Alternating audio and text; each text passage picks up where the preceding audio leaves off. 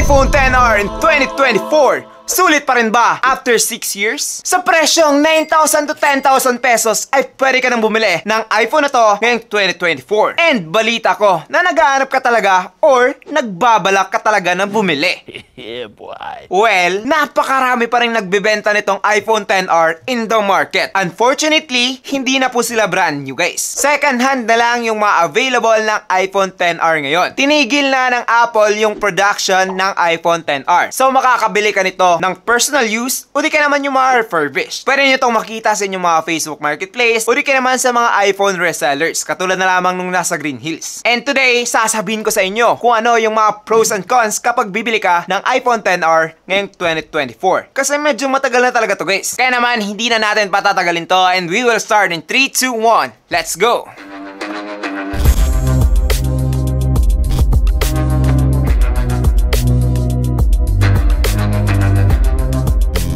What's up guys, I'm JP and this is JTN TV. Ngayon, magpunta naman tayo dito sa build quality nitong iPhone XR. Or pwede nyo ring tawaging XR. Depende na yun sa inyo. Pero para sa akin, XR talaga. Unang-una, sa panahon ngayon, below 20k, wala ka nang mahanap ng mga glass back smartphone. Rare talagang mangyari yan. Especially kapag binabaan natin. 10k below, wala na talaga. Dito guys, talagang 10,000 pesos or 9,000 pesos, depende sa mahanap ninyo, ay meron ka nang magagamit na merong glass back dito sa niya likod, aluminum frame, and glass front. Yes guys. Also, the glass of this phone is composed of Corning Gorilla Glass, kaya naman hindi po siya madaling mabasag. Pero as you can see dito sa aking unit guys, imperfect na po siya. Expected dahil nga second hand. Meron na siya mga gas-gas dito sa kanyang back and also mas maraming gas-gas dito sa kanyang mga sides. Dahil nga nag-chip off din po yung kanyang mga paint dito sa kanyang aluminum frame. So makikita nyo talaga dito na hindi na talaga siya ganun ka-perfect. Pero kapag titingnan nyo naman siya ng pangmalayuan guys, napakaganda pa rin talaga itong iPhone XR. Napaka-premium ang ganda ng pagkakagawa. Solid na solid talaga siya from its ports to its buttons and to its mute switch. Yung masasabi ko lang talaga dito is madaling magasgasan yung kanyang mga sides, especially yung sa may charging port. So kapag bibili ka ng iPhone XR, make sure lang na maingat ka sa pagcha-charge. Dapat magaling ka talagang mag-shoot dahil kapag hindi, magagasgasan yung gilid-gilid.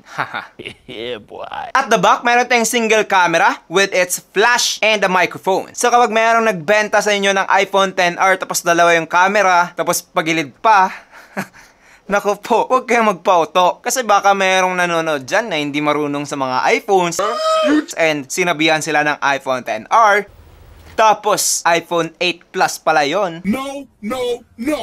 Sayang naman yung pera nyo, diba? Binayaran nyo yung 10k, yung isang smartphone na around 5k na lang. Sayang yun. Overall, for its build quality, kapag meron ka nahanap na hindi pa nabubuksan, which is, siguro possible pa rin naman. Pero kapag sa Green Hills ka bibili o di ka naman, kapag napalitan nyo yung battery guys, automatic na buksan na po yan. And mawawala na yung certification niya, which is IP67 dust and water resistance. So, wala na po yan. Kapag meron ka namang iPhone XR and nabili mo siya ng brand new a few years ago, pwede po yang mabasa ng ulan, splash, and even capable ng up to 1 meter in 30 minutes sa inyong mga pool. And one time guys, napatunayan ko talaga yan dahil nga meron akong iPhone XR dati and nahulog ko siya sa dagat and luckily after 1 hour of being submerged sa dagat, nabuhay pa siya dahil nga hinugasan ko siya ng tubig guys, fresh water. And inilagay ko siya sa bigas. Now, I don't know kung marami sa inyong gumagawa niyan, pero ako guys, ginagawa ko pa rin yan kapag nabasa ko yung smartphone ko. Effective din naman kasi. Wala pa akong nasira. So, yun yung isa sa mga dapat nyong malaman kapag bibili kayo ng iPhone XR ngayong 2024. Hindi na po siya pwedeng mabasa. Dahil nga, nabuksan na po siya. Ngayon, magtungo naman tayo dito sa kanyang display. Just look at that. Kamukhang kamuka ng iPhone 11, iPhone 12, iPhone 13, and even iPhone 14. Siguro, lumiit lang yung kanilang mga bezels every generation. Pero guys, ganun na ganun din po yung display nitong iPhone XR. The only difference is, eto ay meron lamang liquid retina IPS LCD display with 6.1 inch 828 resolution. Hindi katulad ng iPhone 12 pataas na meron ng OLED. Yes guys, mas less yung colors, yung contrast, and the overall resolution dito kay iPhone XR. But as you can see here, napaka-sharp and napakaganda pa rin naman talaga ng kanyang kulay. Meron na siyang true tone dito guys, which is one of the many things that you should check kung bibili kayo ng iPhone XR ngayong 2024. Must have talaga itong True Tone, guys. Dahil nga, karamihan ng mga pangit na display ay walang True Tone. So kapag meron kang ganito, well, luckily, mas maganda talaga yung display na pinalit nyo kumpara sa mga display na walang True Tone. Because yung original nito is merong True Tone, and kapag walang True Tone, guys, matik na hindi original. So at least kapag bumili kayo ng iPhone XR na napalitan yung display, mas maganda talaga na original pa rin yung pinalit. Kapag ikukumpara nyo naman to sa inyong mga kaibigan na merong iPhone 11, same na same lang talaga sila ng display pagdating sa kanyang resolution, size, and things like that. Yes guys, overall, parehas na talaga to sa display ng iPhone 11. So kapag ginagamit mo siya paharap palagi, para ka na rin merong iPhone 11. Ganon po yung display nitong iPhone XR. As you can see, napakaganda pa rin talaga ng display nitong iPhone XR even after 6 years. Meron siyang notch dito guys, which is nakalocate po yung kanyang ear speaker and yung kanyang selfie camera. Also, etong phone to ay nagsusupport na ng Face ID. Kaya naman guys, kapag bibili kayo, dapat talaga merong Face ID. Dahil nga sayang naman yung oras na pag i-input nyo ng mga password kung pwede namang tutukan nyo lang yung phone and mag-a-unlock na siya kaagad. Also, mas safe din po to. Dahil nga kapag ginagamit nyo palagi yung code, syempre makikita ng mga katabi ninyo and malalaman nila yung passcode nyo. Pero kapag Face ID, hindi ka na darating pa sa point na i-input nyo yung inyong code and ma-unlock nyo siya gamit yung inyong muka. So kapag hindi kayo yung nag-unlock, edi hindi ma-unlock. Ganun lang kadali. So again, dapat merong Face ID. Check nyo talaga yan. Kasi most of the iPhone XR today, marami na ako nakikitang nagbebenta guys na walang Face ID. And kahit na mura pa yan, magtataka ka talaga. Bakit wala? Baka maraming pinalitan, baka maraming pyesa yung nawala. So, better be safe. Dapat kumpleto yung features. Dito sa kanyang display, akala ko talaga nung una, pangit na siya. Dahil nga nagkaroon ako ng mga gandang iPhone eh. Pero guys, maganda pa rin talaga. Bright, vivid, and okay na okay pa rin talaga sa mata yung kanyang display. The only difference lang dito sa phone to na noticeable talaga kumpara sa mga bagong iPhones and even sa mga bago Androids ngayon na kahit below 10K ay meron na is yung kanyang refresh rate. So, eto guys ay hindi na masyadong mabilis. 60Hz lang po siya, and para sa akin, medyo laggish na talaga siya. Especially kapag nanggaling ako sa isang smartphone na 120Hz. Halos doble na yung bilis nun. Kaya naman, mas smooth talaga yung higher refresh rate and hindi lag pagdating sa ating mga mata. So dito guys, medyo slow talaga siya dahil nga 60Hz. Pero kapag kayo ay nanggaling naman sa isang smartphone na 60Hz then I'm pretty sure na mag-e-improve yan dito ka iPhone XR. Dahil nga most of the time, medyo exage lang talaga yung mga Androids.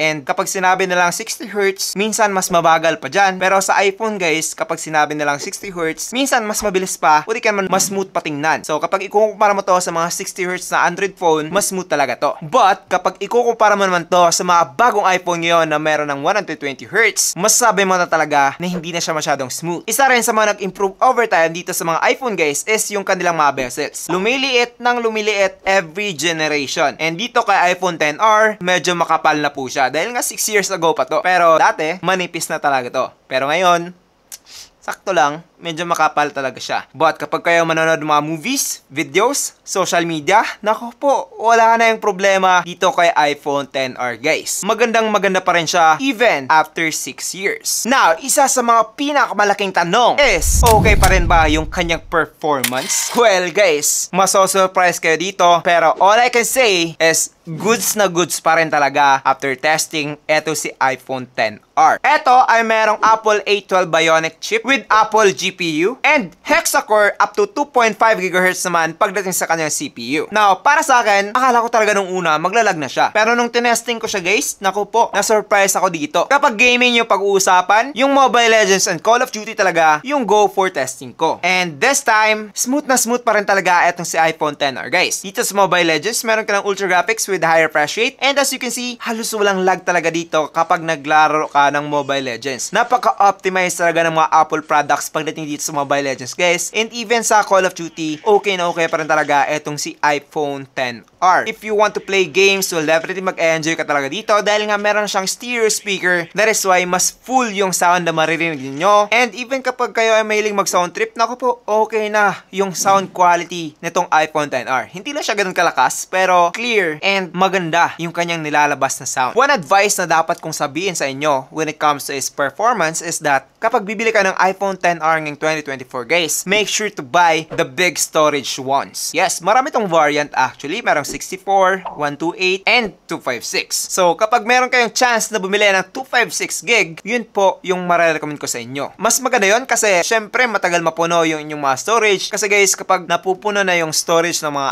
iPhones, dun pa sila bumabagal. Same din naman sa mga Android phones na kapag napu-full storage na, ay bigla-bigla na lang naglalag. Fortunately, hindi naman yan nangyayari dito kay iPhone XR. But, yung pag-slow down ng device guys is just inevitable. Mangyayari at mangyayari talaga yan dito kay iPhone XR. Nakalimutan ko nga pala kanina guys, pero etong phone to ay meron ng wireless charging. So, kapag bibili kayo ng iPhone XR, make sure to test it with your wireless charger para malaman ninyo kung gumagana pa siya. Dahil nga kapag hindi na guys, naku po, marami na talagang natanggal na piyesa sa inyong bibilhin na iPhone XR. And it's actually sad. So, make sure to test the iPhone XR that you're planning to buy. Dapat kumpleto yung features na kasama originally. Syempre, we are going to talk about the battery of this phone. So, kahit na original pa yung kanyang battery guys, hindi talaga siya ganun ka-long lasting. It's because ito ay meron lamang 2,942 mAh battery and hindi katulad ng mga Android phones ngayon na meron ng 5,000, 6,000, halos doble na. Pero ito guys ay power saving para sa akin. Dahil nga umabot pa rin naman siya ng 1 day nung dati pa. Pero ngayon, kapag maliliit na yun yung mga battery health, dapat nyo talagang i-check yan, mga battery health. Kapag below 80% na kasi yung battery health guys, napakababa o di ka naman napakadali na talagang malobat niyan. Kaya naman, binubuksan ito, tinatanggalan ng battery, pinapalitan, and saka pa binebenta ng mga resellers. Dahil nga, gusto nila syempre na matagal malobat yung inyong mabibili na iPhone XR. And it's actually good. Dahil nga, sayang naman kapag bibili ka ng original talaga, hindi pa nabubuksan. Pero, napakadaling malobat, diba? Bubuksan nyo pa rin yan. The only downside is, kapag binuksan na siya, nawawala na yung kanyang water and dust resistance. So, pick your poison na lang. Pagdating dito sa kanyang charging, capable na po to ng up to 15 watts using the power delivery charger. Katulad na lamang nito, eto guys ay nagsusupport na ng up to 20 watts of fast charging. Type-C to Lightning po yung mga ginagamit ng power delivery. So, kapag merong nagbenta sa inyo na power delivery, tapos Type-A yung port, naku po, scam po yan. So, again guys, kapag gumamit kayo ng fast charger dito, up to 15 watts lang po siya. And actually, for me, fast na po yun dahil nga 50% in 30 minutes and around 1 hour plus from 0 to 100%.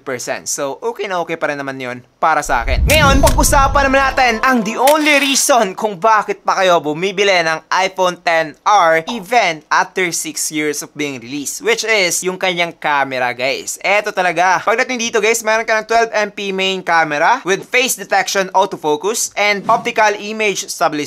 Pagdating nandito sa kanyang selfie, meron tayong 7MP selfie camera. Pero guys, walang bias, maganda, sharp, and napaka-natural pa rin talaga ng photo quality nitong iPhone XR even after 6 years. Wala ka talaga makikita ang Android phones na mas maganda pa yung photo na makukuha dito below 10,000 pesos, guys. Like legit. So kapag kayo mailing mag-picture-picture, mag-my day, mag-post sa inyong mga social media, pwedeng-pwede na talaga tong si iPhone XR. The colors, the vibrance, and the saturation is much better pa rin talaga kumpara sa mga Android phones at this price point. And also, dagdag ko na rin na walang Android phone ang makakatalo nito pagdating sa kanyang pagiging natural. Wala. Hindi talaga nila matatalo etong phone ito at that price range. Especially kapag pag-uusapan mo natin yung kanyang video quality. So this phone, guys, can take up to 4K at 60fps dito sa kanyang main camera and 1080p at 60fps naman pagdating sa kanyang selfie camera. So dun pa lang talong-talo na yung mga Android phones at this price point. Dahil nga guys, naku po, 1080p at 30fps halos lahat ng mga Android phones at this price point. Siguro aabot sila ng 4K pero up to 30fps lang. Medyo lag talaga yung 30fps para sa akin, guys. Hindi siya ganun ka-smooth. Especially kapag kayo gumagalaw-galaw, you better use the 60fps. And this phone has that in 4K. So boom!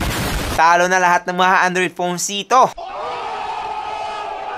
Kung sa photo, meron pang makakatalo actually sa iPhone. Pero guys, sa video, I doubt na merong makakagawa nito. So, nasabi ko lang naman yan. Dahil nga, nung nagsisimula pa lang ako dito sa YouTube, guys, eto yung gamit ko. So, paborito ko talaga itong sa iPhone XR. Dahil nga, eto talaga yung naging stepping stone ko dito sa vlogging industry. So, thank you iPhone XR. And kahit hindi talaga ikaw yung unit ko, pero nagpapasalamat talaga ako dahil nga, ginawa itong si iPhone XR, which is an affordable professional camera phone. Go get into vlogging and use this iPhone XR as your first camera. Kapag kumikita ka na, dun ka pa bibili ng mga professional camera. Lagyan na lang to ng boom mic katulad nito guys, and you're actually good. Napaka high resolution na ng video quality nitong iPhone XR, and i-recommend ko talaga siya as a camera phone. Overall, sulit na sulit pa rin ba etong si iPhone XR ngayong 2024? Well, it depends. Kapag gagamitin mo lang naman yung phone pang gaming lang, well guys, actually, maraming mga Android phones na nagpo-focus sa gaming. So, it's much better to use an Android phone, especially after 6 years of being released na tong iPhone XR. Dahil nga guys, madali na talaga tong uminit. So, isa talaga to sa mga issues na dapat nyo malaman kay iPhone XR. Especially kapag nagsa-charge tapos ginagamit nyo siya, naku po, ang daling uminit na tong iPhone XR guys. So, better take note of that. And also, isa sa mga problem dito kay iPhone XR guys is that until iOS 17 na lang po siya. So, sa mga next update ng iPhone which is iOS 18 and 19, hindi na po pwede ito si iPhone XR guys. Hanggang iOS 17 lang po siya which is yung latest ngayon. So, after around 3 years, siguro, mawawala na itong si iPhone XR.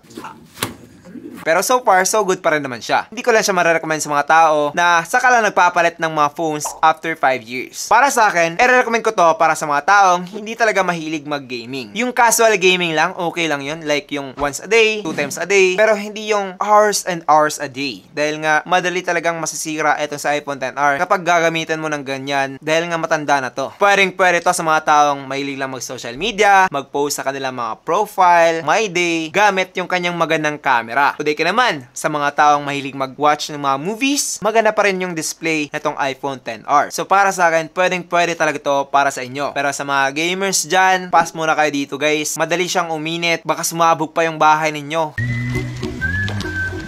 Joke lang.